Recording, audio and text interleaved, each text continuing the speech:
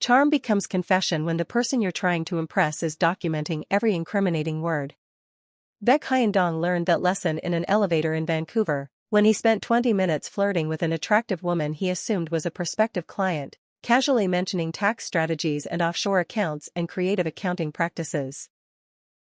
Never realizing she was Shani Adams, the forensic auditor sent by Canadian securities regulators to investigate his investment firm for fraud, and every charming confession he made was being recorded as evidence for criminal prosecution. The story started 6 months earlier, when Baek Hyun-dong's investment firm, Baek Capital Management, came under scrutiny by Canadian securities regulators. Baek was 38, had built his firm over 12 years from boutique wealth management practice to mid-sized investment company managing $2 billion in client assets. He specialized in serving high-net-worth Asian immigrants to Vancouver, offering investment strategies that promised exceptional returns while minimizing tax exposure. The firm's growth had been impressive. Assets under management had increased 20% annually for the past 5 years, client satisfaction was high, and Baek had developed reputation as innovative investment manager who delivered results in difficult markets. But securities regulators had received anonymous complaints suggesting the exceptional returns were achieved through fraudulent practices rather than through legitimate investment skill. The complaints alleged that Baek was misrepresenting investment performance by cherry-picking time periods and excluding losing positions, operating a partial Ponzi scheme where new client deposits were used to pay returns to existing clients rather than being actually invested, facilitating tax evasion through undisclosed offshore accounts that violated Canadian tax reporting requirements, and charging excessive fees that were hidden through complex fee structures clients didn't fully understand. The allegations were serious enough that regulators had initiated formal investigation. They'd assigned Shani Adams, one of their most experienced forensic auditors, to go undercover as a prospective client to gather evidence about Baek's actual practices. Shani was 34, had worked in forensic accounting for 10 years, specialized in investment fraud cases. She was skilled at presenting as wealthy prospective client while actually documenting everything for regulatory enforcement.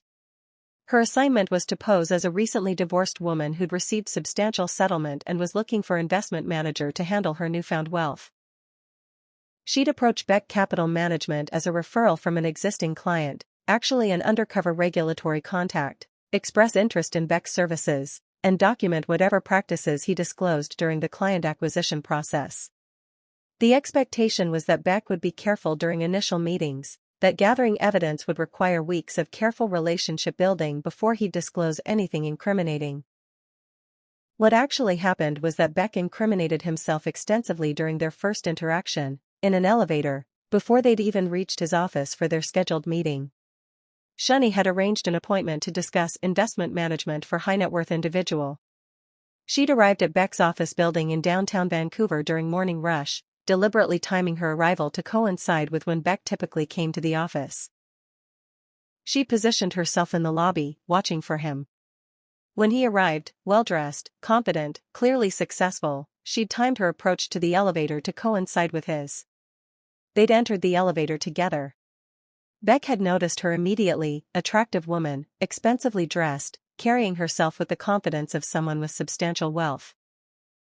He'd smiled, made polite small talk about the weather as the elevator started its ascent to the 32nd floor where his offices were located. Then, displaying the overconfidence that would prove catastrophic, he'd assumed she was there for the same reason he was and had started what he thought was charming conversation about investment management. Beautiful day for discussing wealth preservation, he'd said with practiced charm. Are you here to meet with one of the firms in this building? Actually, I have a meeting with Baek Capital Management, Shani had replied, playing her role perfectly.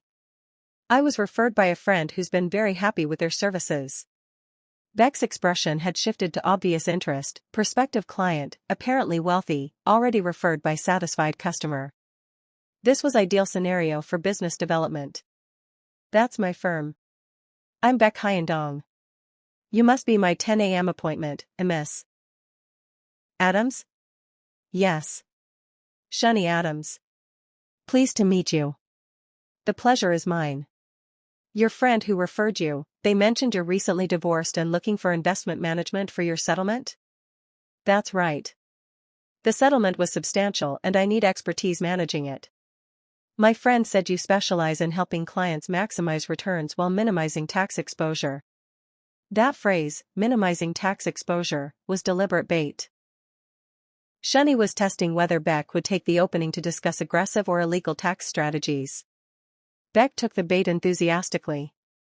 Tax efficiency is one of our core competencies.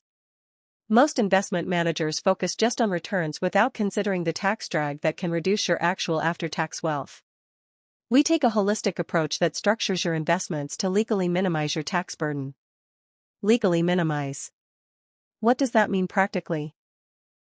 And this was where Beck made his first critical error.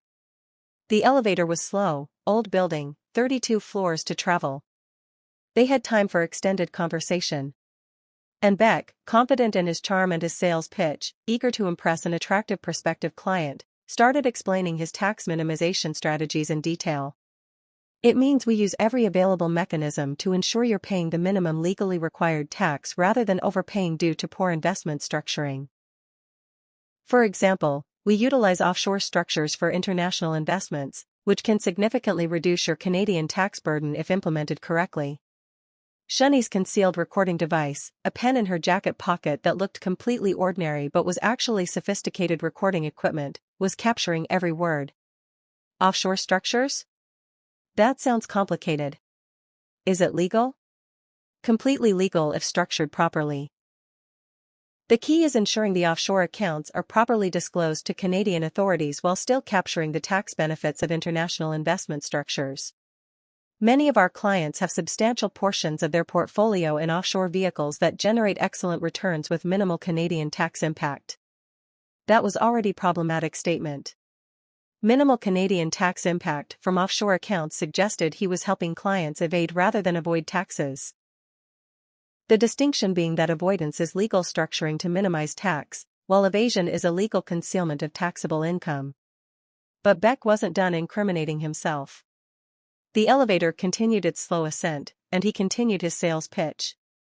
What kind of returns have your clients seen? Shani asked, knowing this was another area where the complaints had alleged misrepresentation. Our average annual return over the past 5 years has been 18%. That significantly outperforms most market benchmarks and most of our competitors. We achieve that through combination of aggressive growth investing and the tax-efficient structuring I mentioned. 18% consistently for 5 years? That's remarkable given market volatility during that period. It is remarkable. But it's achievable when you have the right strategies and the right client base. Our clients tend to be sophisticated investors who understand that exceptional returns require accepting strategies that more conservative advisors might not recommend. That phrasing, strategies that more conservative advisors might not recommend, was another red flag suggesting he was operating outside normal investment practices. The elevator had reached the 20th floor. Still 12 floors to travel. Beck was warming to his pitch, clearly enjoying the conversation with an attractive woman who seemed impressed by his success. Can I ask you something personal? He said, shifting from business pitch to what he clearly thought was charming flirtation.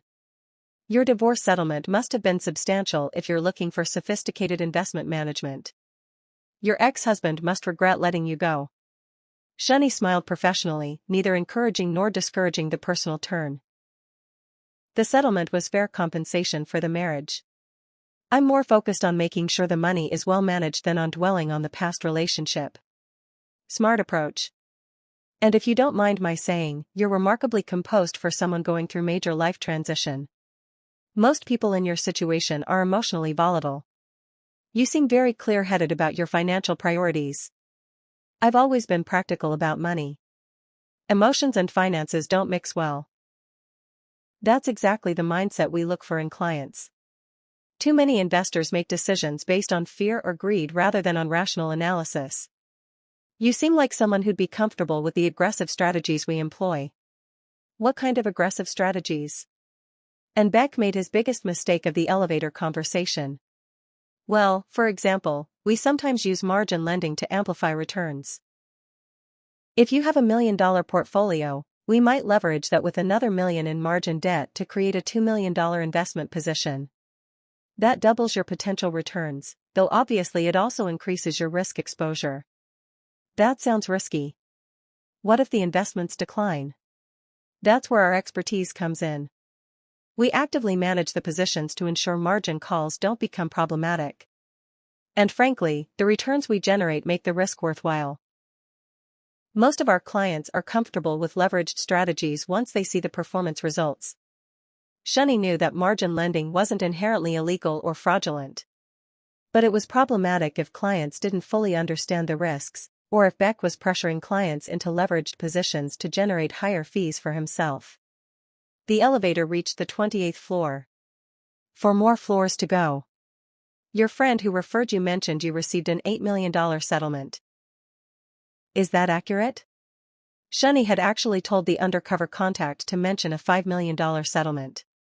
The fact that Beck was inflating the number suggested he was eager to maximize the potential account size. The settlement was approximately that amount, yes. After legal fees and taxes, I have about $5 million to invest. $5 million is an excellent starting portfolio. We can structure that to generate substantial income while also achieving capital appreciation. Conservatively, you should expect annual income of at least $300,000 from a $5 million portfolio managed with our strategies. $300,000 on $5 million is 6% annual return. You mentioned 18% average returns earlier. Is there a reason you're quoting me lower returns? Beck smiled, apparently appreciating her attention to the numbers. The 18% is total return, capital appreciation plus income. The 6% I mentioned is just the income distribution you'd receive annually. The remaining 12% would be capital appreciation that stays invested in your portfolio. But yes, you're right to notice the discrepancy. The total return target for your portfolio would be the same 18% average we've achieved historically. They'd reached the 32nd floor. The elevator doors opened. Well, this has been an unexpectedly productive elevator ride, Beck said with charming smile. Usually I have to wait until we're in my office to discuss investment strategies. You're very engaging to talk to. I found myself explaining more than I typically would during initial contact. I appreciate your openness. It's helpful to understand your approach before we get into formal discussions. Let me show you to the conference room.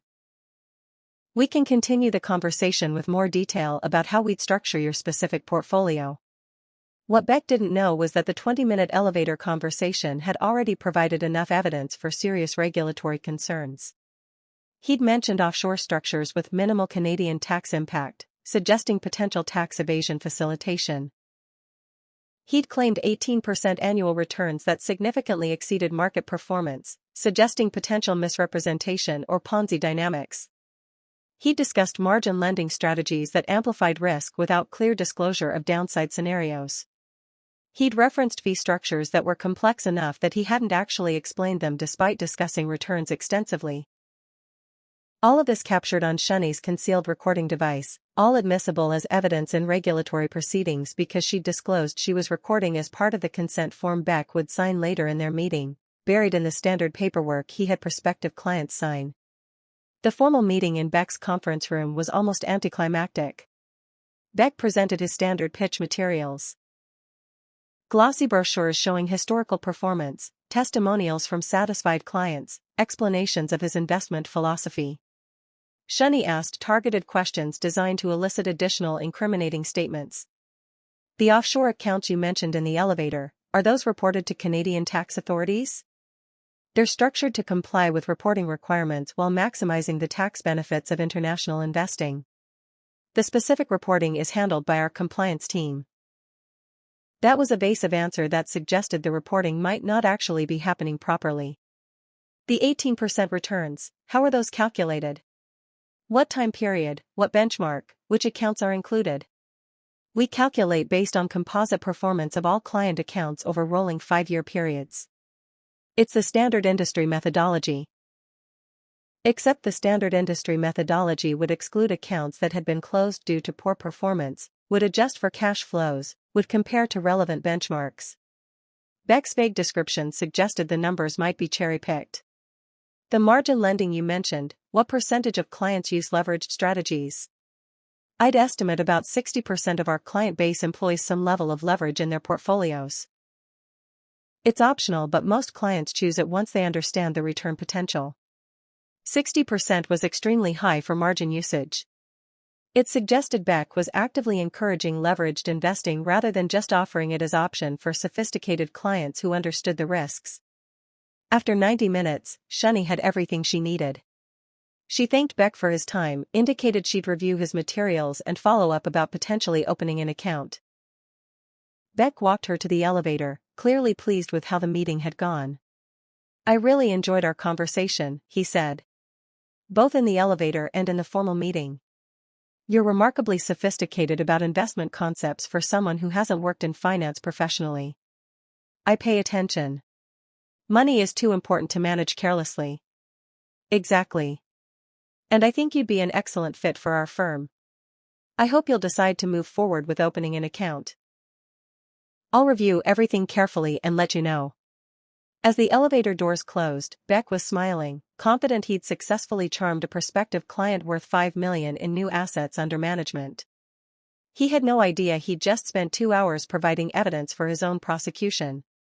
Shani returned to the securities regulator's office and immediately briefed her supervisor on the elevator conversation and the formal meeting. He incriminated himself extensively, she reported. Discussion of offshore structures with minimal tax impact, claims of 18% annual returns without proper disclosure of calculation methodology, acknowledgement that 60% of clients are using margin leverage, multiple statements suggesting he's facilitating tax evasion rather than legal tax avoidance. All of this recorded? Complete recording of the elevator conversation and the formal meeting. He signed consent forms authorizing recording as part of the standard intake paperwork, so everything is admissible. The elevator conversation happened before he signed consent forms. Is that portion admissible? Canadian law allows one-party consent recording. I was party to the conversation, I consented to recording it, therefore it's legal and admissible. Might be challenged in court, but I'm confident it will survive any motion to suppress. What's your assessment of the strength of the case based on what you gathered? Strong enough to justify expanded investigation. His statements about offshore accounts and tax minimization suggest he's helping clients evade Canadian taxes. His performance claims suggest either misrepresentation or potential Ponzi dynamics. His margin lending practices suggest he's putting clients in risky positions they may not fully understand. We need to subpoena his client records, examine his offshore account structures, and verify whether the performance numbers are accurate or fabricated. How confident are you that we'll find actual fraud versus just aggressive practices that are technically legal? 80% confident we find actual fraud. His willingness to discuss tax evasion strategies with someone he just met suggests he's not operating within legal boundaries. The performance numbers are too good to be real without either exceptional skill or fabrication, and nothing in his background suggests exceptional skill that would justify 18% annual returns in recent market environments. My professional judgment is that we're looking at systematic fraud, not just aggressive practices. The investigation expanded significantly based on Shani's initial findings. Securities regulators obtained court orders to subpoena Beck Capital Management's client records, bank statements, trading records, and communications. They examined the offshore account structures Beck had mentioned. They interviewed clients about their understanding of the investments and fee arrangements. What they discovered confirmed Shani's assessment. Beck was helping clients set up offshore accounts in jurisdictions with bank secrecy laws. These accounts were deliberately structured to avoid Canadian tax reporting requirements. Clients were receiving investment income through these offshore accounts without reporting it to Canadian tax authorities. Beck was collecting fees for facilitating these arrangements. The 18% annual return claim was fabricated through selective reporting. Beck excluded losing accounts from his performance calculations, used cherry-picked time periods that showed his best results, and didn't adjust for risk or compare to appropriate benchmarks. The actual composite return for all client accounts over the past 5 years was approximately 7% annually, below market performance, not above it. For newer clients, Beck was using deposits from new investors to pay returns to existing clients rather than actually investing the money. This wasn't a pure Ponzi scheme, some money was being invested legitimately, but there were clear Ponzi dynamics where client returns were partially funded by new deposits rather than by investment performance. Beck was charging layered fees that clients didn't fully understand. Management fees, performance fees, trading fees, offshore account administration fees. Total fees averaged 4.5% of assets annually, which was approximately double what clients thought they were paying based on the fee disclosures they'd received. The evidence was comprehensive and damning. Beck Capital Management was operating as partially fraudulent enterprise that enriched Beck while exposing clients to excessive risk, hidden fees, and legal liability for tax evasion. 3 months after Shunny's initial undercover meeting, securities regulators executed enforcement action. They froze Beck Capital Management's assets, prohibited Beck from conducting any securities business, and filed charges for fraud, misrepresentation, and facilitating tax evasion. The enforcement action was covered extensively in Canadian business press with headlines about Vancouver investment manager charged with fraud after undercover investigation, Beck Capital Management accused of Ponzi scheme elements and tax evasion facilitation, and regulators alleging the investment manager made false performance claims and charged excessive hidden fees. Beck was shocked by the charges. He retained expensive criminal defense lawyers and immediately began preparing his defense. "This is regulatory overreach," he told his lawyers. "Everything I did was standard industry practice. The offshore accounts were legal international investment structures. The performance numbers were calculated using accepted methodologies. The fees were disclosed in the client agreements. This is persecution of successful immigrant entrepreneur, not legitimate fraud prosecution." His lawyers were less optimistic after reviewing the evidence. "The problem is the recordings from your initial meeting with the undercover auditor. You made multiple statements that will be very difficult to defend in court." "What statements specifically?" "You described offshore accounts as having minimal Canadian tax impact. That suggests you were helping clients evade taxes, not just legally minimize them. You claimed 18% annual returns without disclosing how those numbers were calculated or mentioning that losing accounts were excluded. You acknowledged that 60% of clients were using margin leverage without discussing the risks. All of this was recorded and will be played for the jury. I was just making sales pitch to prospective client. That's normal business development conversation. Sales pitches that include false statements are fraud. If the 18% return claim was fabricated through selective reporting, that's securities fraud regardless of whether you were making a sales pitch or making formal disclosure. If the offshore accounts were designed to evade taxes, that's criminal tax evasion regardless of how you described it. What's your assessment of the strength of the prosecution's case? Strong. The recordings are devastating because you were so casual about discussing practices that are clearly illegal. The documentary evidence supports the recordings. Your performance calculations excluded losing accounts, your offshore structures were designed to avoid tax reporting, your fee arrangements were deliberately obscure. Unless we can suppress the recordings or convince a jury that you were just bragging rather than accurately describing your practices, you're likely to be convicted. Can we suppress the recordings? She recorded me without my explicit consent. She recorded you with one-party consent, which is legal in Canada. And you signed consent forms during the formal meeting that authorized recording. The recordings will almost certainly be admitted as evidence. So what's our defense strategy? We argue that you were exaggerating your capabilities to impress an attractive prospective client, that the practices you described weren't actually implemented as dramatically as you suggested, that any irregularities were mistakes rather than intentional fraud.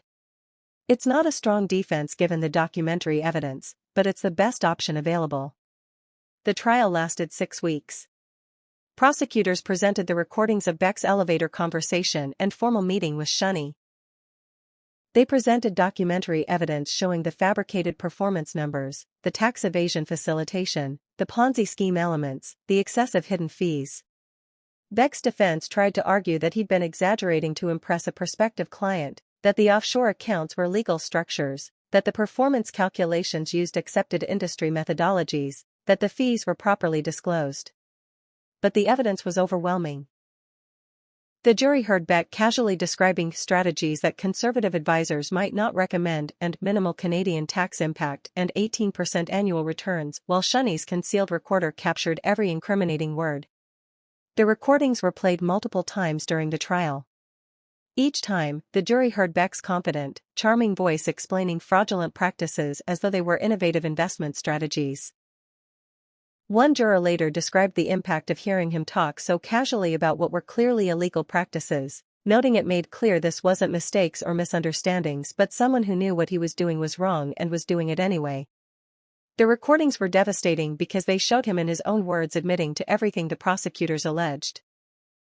After 3 days of deliberation, the jury returned guilty verdicts on all major charges including securities fraud, misrepresentation to clients, facilitating tax evasion, and operating investment scheme with Ponzi elements.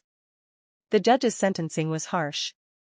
Mr. Beck, you systematically defrauded clients who trusted you with their life savings. You fabricated performance numbers to attract new investors. You facilitated tax evasion that exposed your clients to criminal liability. You operated partial Ponzi scheme that used new deposits to pay fabricated returns to existing clients. And you did all of this while presenting yourself as sophisticated investment professional. What makes your crimes particularly egregious is how casually you discussed these fraudulent practices with someone you just met in an elevator. The recordings show you weren't operating under pressure or making mistakes. You were confidently explaining illegal practices as though they were innovative investment strategies. That level of casual fraud suggests deep corruption rather than isolated errors in judgment. I'm sentencing you to 12 years in federal prison for securities fraud, with concurrent sentences on the other charges. You're prohibited from ever working in securities industry again. You're required to make full restitution to defrauded clients, which based on the evidence will total approximately $40 million. And you'll be cooperating with tax authorities to identify which of your clients were evading taxes so they can face appropriate consequences for their participation in your schemes. Beck had entered the trial believing he could defend his practices as aggressive but legal investment management. He left in handcuffs facing 12 years in prison and complete financial ruin. The case became a teaching example in forensic accounting programs about how undercover operations could gather evidence. The Beck case demonstrated the value of undercover audit assignments where Shunny Adams had gathered more incriminating evidence in a 20-minute elevator conversation than traditional audits typically gathered in months of document review. Beck's willingness to casually discuss illegal practices with someone he was trying to impress provided the prosecution with devastating evidence in his own words. It also became a warning about the dangers of overconfidence during business development. Beck's critical error was assuming the attractive woman in the elevator was genuinely impressed by his investment expertise. He wanted to seem sophisticated and successful, so he explained practices that should have remained confidential. His desire to be charming overrode his caution about discussing potentially illegal activities. The result was comprehensive self-incrimination that made prosecution straightforward. The immediate impact on Beck's clients was devastating. The $2 billion in assets under management had been frozen when regulators filed charges. Clients couldn't access their investments during the legal proceedings. When the assets were finally unfrozen after Beck's conviction, clients discovered that much of their supposed wealth had been fabricated. The 18% returns Beck had claimed were largely fictional. For many clients, especially newer ones, the investment growth they'd been shown on quarterly statements had been funded by deposits from other clients rather than by actual investment performance. When real values were calculated, many clients discovered they'd actually lost money rather than gained it. The excessive fees had consumed much of their actual returns, and the risky margin strategies had resulted in losses that Beck had concealed by using new deposits to cover the shortfalls. The offshore accounts created additional problems. Clients who participated in these tax evasion schemes now faced their own legal liability. Canadian tax authorities investigated every client who'd used Beck's offshore structures, assessing back taxes, penalties, and in some cases criminal charges for tax evasion. One client told reporters that he thought he was working with a sophisticated investment manager but instead had been participating in fraud that destroyed his savings and exposed him to criminal prosecution.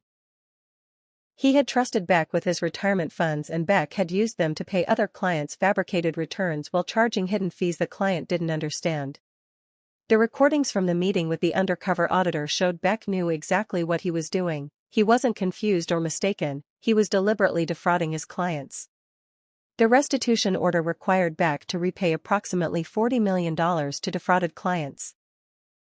But Beck's personal assets totaled only about $8 million after legal fees and asset seizures.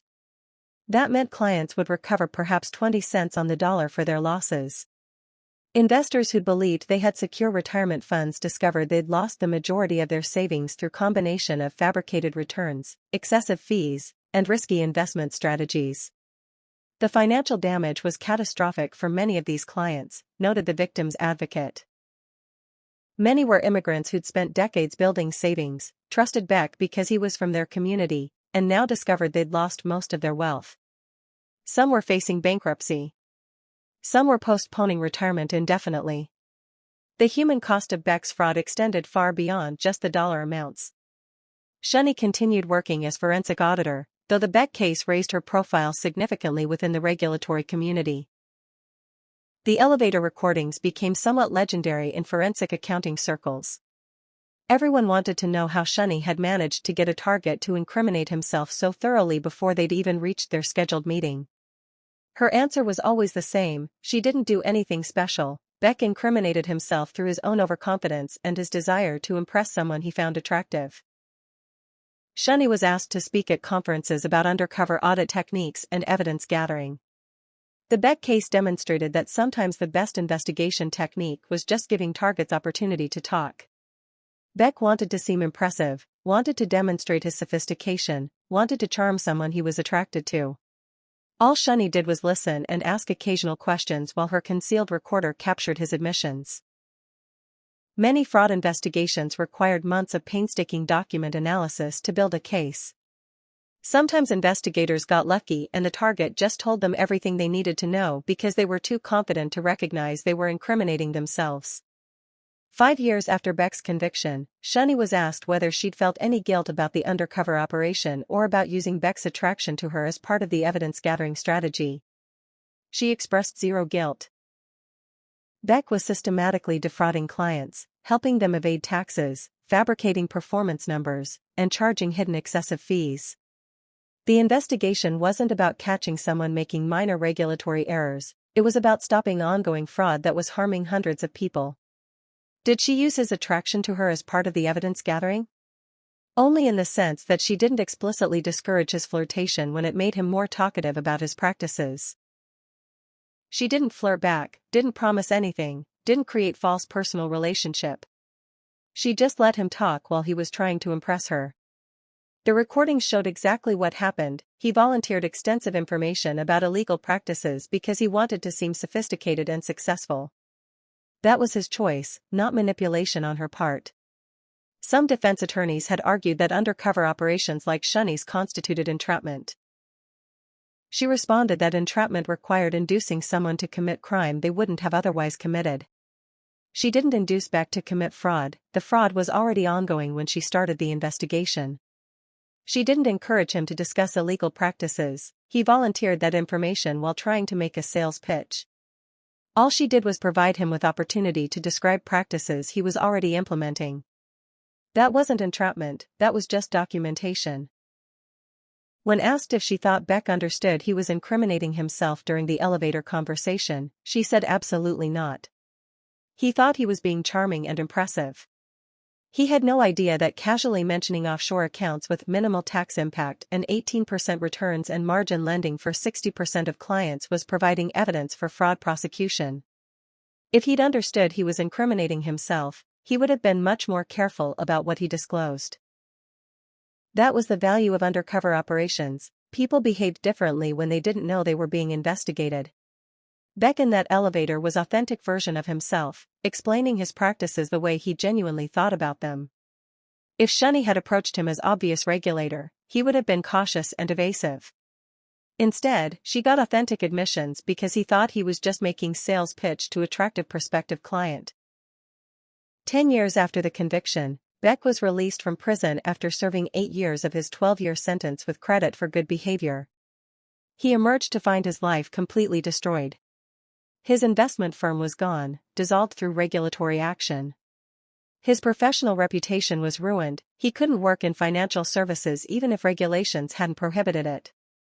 His personal wealth had been seized for restitution. His marriage had ended during his imprisonment.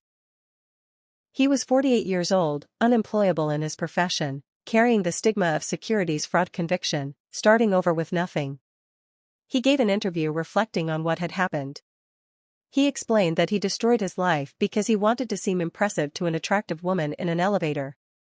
He spent 20 minutes casually discussing practices that he knew were legally questionable because he wanted her to think he was sophisticated and successful.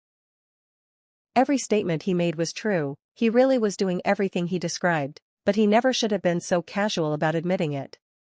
The recordings from that elevator conversation were played repeatedly during his trial. Each time, he heard himself confidently explaining fraud as though it was innovative investment management. The jury heard him describing tax evasion as minimizing tax exposure and Ponzi dynamics as leveraging new deposits to optimize returns. His own words, spoken while trying to flirt, became the evidence that convicted him. People said he was entrapped or manipulated, but that wasn't accurate. Shani Adams didn't force him to admit anything. She just listened while he voluntarily explained illegal practices because he wanted to impress her. The fraud was real, the practices he described were real, the harm to clients was real. All she did was document him admitting to things he was actually doing. When asked if he blamed Shani for his conviction, he said no. He blamed himself for being arrogant enough to casually discuss fraud with someone he'd just met. He blamed himself for believing his charm would make someone overlook that he was describing illegal practices. He blamed himself for prioritizing impressing an attractive woman over maintaining basic operational security about criminal activity. Shani Adams was just doing her job. She was a regulator investigating fraud complaints. The fact that he didn't recognize her as a regulator and instead saw her as prospective client he could impress with his sophistication, that was his failure of judgment, not her manipulation. When asked what he would do differently if he could go back, he said obviously he wouldn't commit fraud in the first place. But more specifically to that day, he wouldn't have talked to anyone in the elevator. He would have stayed silent, kept the conversation to weather and pleasantries, saved all business discussion for the formal meeting in his office where he'd at least have been somewhat more careful. The irony was that the elevator conversation was completely unnecessary. He had a scheduled meeting with her, he didn't need to start his pitch in the elevator. But he was excited about a prospective $5 million client. He wanted to establish rapport before the formal meeting. He wanted to seem personable and charming rather than just conducting standard business pitch. That desire to be more than just a businessman led him to casually discuss practices that should have remained confidential. 20 minutes of trying to be impressive cost him 12 years of his life, his career, his marriage, his wealth, and his reputation. That was expensive price for elevator flirtation. He was now working in retail, managing a sporting goods store. It was honest work, it paid enough to live on, it was about all he was qualified for with a securities fraud conviction. He would never work in finance again, never rebuild the wealth he had, never recover the reputation he destroyed. Sometimes he saw the recordings of that elevator conversation online. They'd been used in forensic accounting courses and regulatory training programs as example of how undercover investigations worked. Each time he watched them, he was struck by how confident and casual he sounded explaining fraud. He genuinely believed he was being charming and impressive. He had no idea he was providing evidence for his own prosecution. That was the lesson he hoped others would take from his case. Charm became confession when the person you were trying to impress was documenting every incriminating word. If he'd known Shani Adams was an auditor, he would have said nothing beyond basic pleasantries. But he didn't know, so he spent 20 minutes volunteering extensive evidence for fraud prosecution because he wanted to seem sophisticated. It was hard to imagine a more complete self-destruction than that. The case remained in forensic accounting curricula as example of successful undercover investigation. Students studied the transcripts of the elevator conversation, identifying each statement that became evidence. Minimal Canadian tax impact became evidence of tax evasion facilitation. 18% average annual returns became evidence of performance misrepresentation. 60% of clients' use leverage became evidence of unsuitable investment recommendations. Strategies that conservative advisors might not recommend became admission of operating outside normal practices. Every casual phrase Beck had used while trying to be charming became annotated evidence in the prosecution case. The elevator conversation that he thought was successful business development became comprehensive self-incrimination that destroyed his life. Shani explained in her training presentations that the Beck case taught the fundamental lesson about undercover operations. People incriminated themselves when they didn't know they were being investigated. Beck wasn't unusual in his willingness to discuss illegal practices, he was just unusual in doing it so quickly and so comprehensively. Most fraud targets were cautious when they knew they were under scrutiny. But approach them as prospective client, as attractive stranger, as business opportunity, and they'd often volunteer everything you needed to know. They wanted to seem impressive, wanted to demonstrate their sophistication, wanted to build rapport. That desire to impress overrode caution about discussing practices that should remain confidential. Her job wasn't to manipulate or entrap. Her job was to provide opportunity for targets to demonstrate their actual practices. Sometimes that meant months of careful relationship building. Sometimes it meant 20 minutes in an elevator listening to someone incriminate themselves while trying to be charming. Beck's conviction wasn't the result of sophisticated investigation technique. It was the result of him being overconfident enough to casually admit to fraud because he wanted to impress someone. All she did was listen and record. The rest was his choice.